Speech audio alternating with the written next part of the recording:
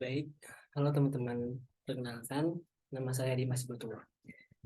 Kali ini saya akan mempresentasikan proyek dari kelas bisnis analis dari Pacman yang berjudul Employee Attrition Analysis.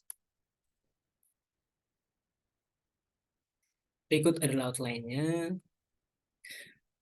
Employee Attrition Rate merupakan persentase pengurangan karyawan baik karena pengunduran diri maupun pensiun dalam jangka waktu tertentu yang tidak langsung diganti. Tentu, sebuah perusahaan yang memiliki attrition rate tinggi memiliki nilai kesejahteraan karyawan yang buruk, karena karyawan merasa tidak nyaman di perusahaan tersebut, sehingga mereka memilih untuk keluar. Selain itu, tingginya attrition rate menjadi salah satu kerugian yang terjadi bagi perusahaan, karena perusahaan sudah menyediakan budget untuk hiring karyawan dengan harapan bisa bertahan lama. Secara umum, perusahaan yang sehat memiliki attrition rate 10% atau kurang. Perusahaan harus cepat tanggap bila memiliki attrition rate yang tinggi dengan melakukan analisa mengenai faktor yang menyebabkan hal tersebut terjadi. Nah, pada proyek ini saya akan mempresentasikan analisis yang telah saya buat mengenai employee attrition rate. Problem statement-nya, HR manager mendapatkan komplain dari atasan mengenai tingginya attrition rate, sehingga ia diharuskan melakukan improvement pada area tertentu untuk menekan tingginya attrition rate. Kemudian untuk goals-nya yaitu membangun sebuah dashboard yang nantinya akan digunakan oleh HR manager untuk melakukan analisa terhadap faktor-faktor yang mempengaruhi tingginya attrition rate di perusahaan tersebut. Dan singkatnya, dashboard tersebut berisi high level overview, KPI, attrition rate berdasarkan demografi karyawan, attrition rate berdasarkan kepuasan atau kesejahteraan karyawan. Untuk matriks yang saya gunakan di antara lain yaitu ada attrition rate, demographic attrition rate, work attrition rate, dan yang terakhir employee welfare attrition rate. Nah, untuk skenario-nya yaitu seorang HR manager mendapatkan komplain dari atasan mengenai tingginya attrition rate di perusahaannya. Dengan data yang dimiliki oleh HR manager, ia meminta saya sebagai data analis untuk melakukan analisa pada data tersebut dan membuat dashboard yang nantinya akan digunakan olehnya untuk mencari faktor-faktor yang menyebabkan tingginya attrition rate. Kemudian dari faktor-faktor itulah akan dilakukan improvement. Berikut adalah dashboard user flow. Saya adalah seorang analis yang bertugas untuk menganalisis data karyawan dan membuat dashboard untuk digunakan oleh HR manager, di mana dia mendapatkan komplain dari atasannya karena tingginya employee attrition rate. Sehingga dia perlu mencari tahu faktor-faktor yang menyebabkan tingginya employee attrition rate. Selain itu, dia juga membutuhkan dashboard untuk melihat dan mengevaluasi faktor mana saja yang perlu dilakukan improvement. Nah, solusinya adalah membuat sebuah dashboard yang menampilkan employee attrition rate berdasarkan informasi demografi, job role, dan melihat nilai kesejahteraan karyawan. Sehingga dashboard tersebut bisa digunakan oleh HR manager untuk melakukan evaluasi dan melakukan improvement pada area yang sekiranya menjadi penyebab tingginya employee attrition rate. Berikut adalah dashboard user flow, user storyline. Andi adalah seorang HR manager. Andi mendapatkan komplain dari atasannya mengenai tingginya employee attrition rate. Nah, untuk mengatasi hal tersebut, hal yang harus dilakukan yaitu mencari faktor penyebab tingginya attrition rate. Andi memerintahkan saya untuk melakukan analisa dan membuat dashboard. Nah, setelah dashboard selesai dibuat, Andi membuka dashboard tersebut dan menganalisa faktor penyebab tingginya attrition rate. Dan dari dashboard tersebut, Andi mendapatkan insight dan selanjutnya melakukan pengambilan keputusan untuk melakukan improvement. Nah, untuk user flow-nya, pertama user membuka dashboard yang kemudian disajikan oleh high level overview KPI. Kemudian user membandingkan attrition rate berdasarkan variabel demografi seperti age, gender, marital status, dan distance from home. Kemudian user membandingkan attrition rate berdasarkan variabel informasi mengenai pekerjaan seperti bisnis, travel, dan job role. Kemudian user membandingkan attrition rate berdasarkan variabel kesejahteraan karyawan dan performance di tiap departemennya. Setelah itu, user membandingkan kesejahteraan dan performance karyawannya secara keseluruhan di tiap departemen. Dan yang terakhir, user mendapatkan insight untuk pengambilan keputusan. Di sini saya melakukan data cleaning terlebih dahulu, yaitu saya melakukan pengecekan pada missing value dan data duplikat. Dan terlihat bahwa data sudah bersih, sehingga siap untuk dilakukan analisis. Berikut adalah dashboard-nya, terdapat beberapa fitur. Nah, kita masuk ke insight. Berdasarkan high level overview KPI, tunjukkan bahwa perusahaan tersebut memiliki 1.470 karyawan dengan attrition rate sebesar 16,12%.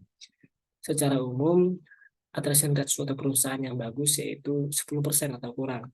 Namun, perusahaan ini memiliki attrition rate yang lebih dari itu. Oleh karena itu, attrition rate tersebut dikatakan tinggi.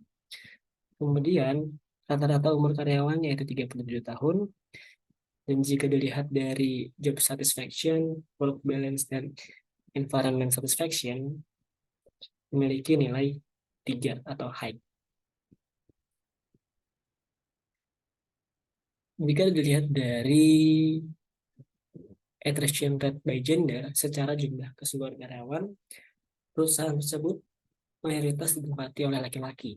Dan jika dilihat dari attrition rate-nya secara persentase, 17,1% dari jumlah karyawan laki-laki dan 14,80% dari jumlah karyawan wanita.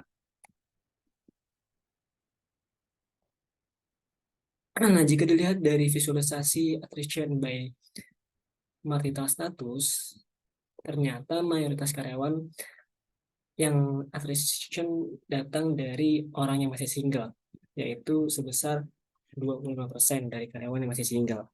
Hal ini mungkin saja terjadi karena status single menjadi alasan bagi karyawan untuk benar-benar mencari pekerjaan yang sesuai dengan yang diinginkannya. Jadi jika karyawan tersebut merasa tidak puas bekerja di perusahaan tersebut, mereka dapat dengan mudah mengambil keputusan untuk keluar karena dari segi tuntutan ekonomi pun mereka belum merasa terbebani.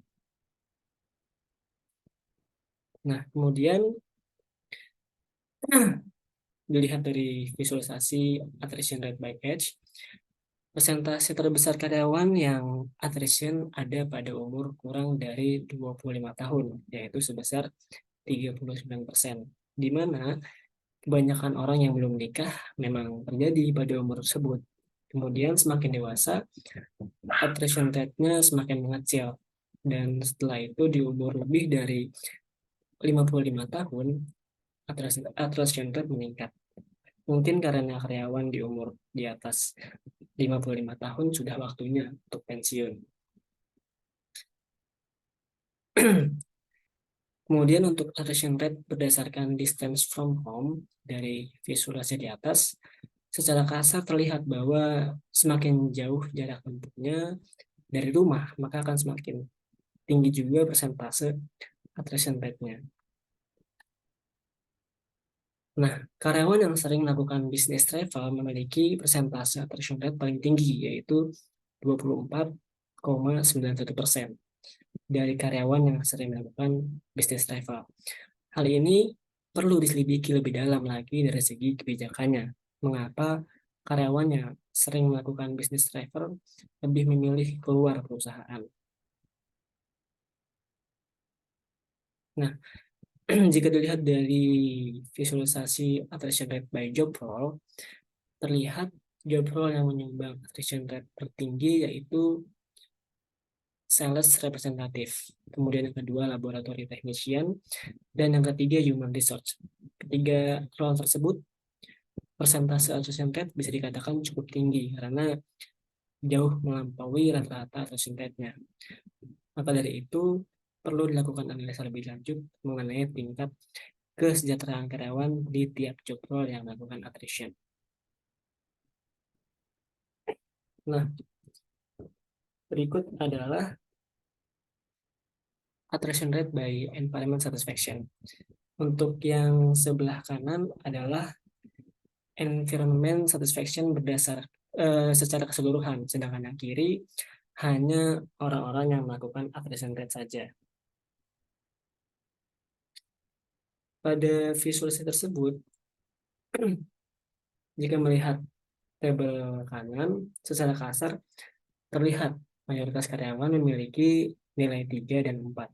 Sesuai dengan High Level of Review KPI, di sana tertera bahwa rata-rata nilai environment satisfaction juga 3. Dan ini mengindikasikan bahwa perusahaan tersebut memiliki lingkungan kerja yang cukup baik. Namun jika kita melihat pada tabel kiri, terlihat bahwa karyawan yang attrition di beberapa job role seperti healthcare representative, human resource, laboratory technician, manager, dan sales executive mayoritas memberi nilai 1.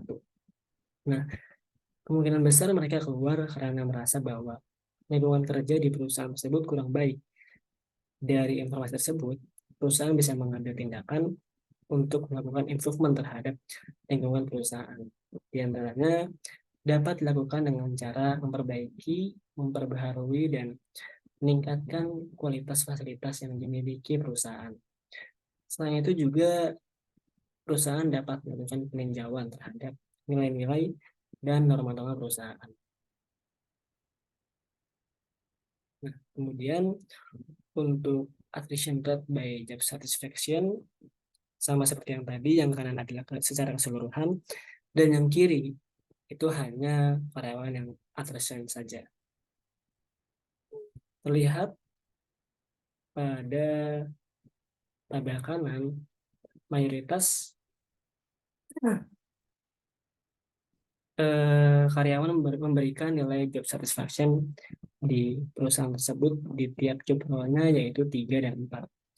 Namun jika dilihat dari tabel kiri, karyawan yang attrition rate dari job role seperti human resource, laboratory technician, research scientist, dan sales representative memberi nilai 1.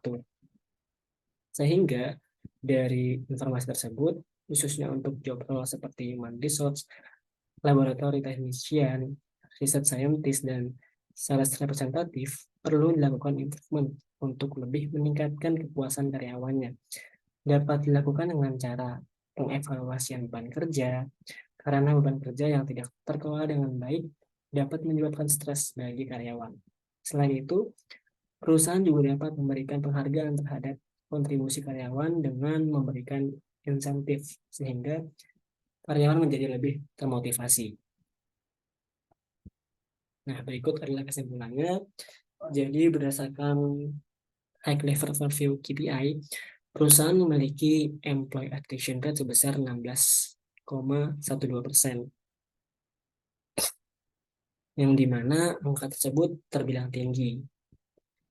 Kemudian jika dilihat dari persentase attrition rate berdasarkan gender, persentase attrition rate tertinggi dimiliki oleh laki-laki, yaitu 17,01%, sedangkan perempuan yaitu 14,8%. Mayoritas karyawan yang attrition datang dari karyawan yang masih single dan berumur kurang dari 25 tahun.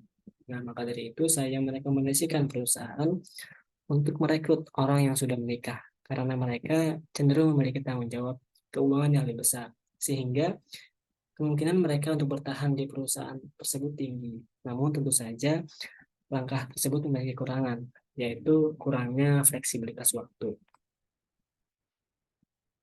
Selanjutnya, jika dilihat dari attrition rate berdasarkan business level, karyawan yang terlalu sering melakukan business travel memiliki persentase attrition rate tertinggi, yaitu 24,91%. Nah, maka dari itu perlu diselidiki lebih dalam nih pada kebijakan bisnis travel tersebut. Mengapa lebih banyak karyawan attrition datang dari mereka yang sering melakukan perjalanan bisnis. Dan yang terakhir, berdasarkan job role, persentase attrition tertinggi ada pada job role sales representatif sebesar 39,76%, kemudian laboratori technician sebesar 23,94%, dan sales eksekutif sebesar 17,48%. Dan setelah dianalisis lebih dalam mengenai environment satisfaction dan job satisfaction, memang karyawan attrition dengan job role seperti yang telah saya sebutkan menyumbang nilai environment satisfaction dan job satisfaction yang rendah, yaitu 1. Hal ini perlu segera diatasi perusahaan dengan mengambil langkah melakukan perbaikan environment satisfaction dan job satisfaction pada job role tersebut. Dapat dilakukan dengan cara meningkatkan kualitas fasilitas, peninjauan nilai-nilai normal perusahaan, dan juga pemberian penghargaan pada karyawan yang berkontribusi, dan melakukan evaluasi beban kerja. Sekian dari presentasi saya, kurang lebihnya mohon maaf, terima kasih.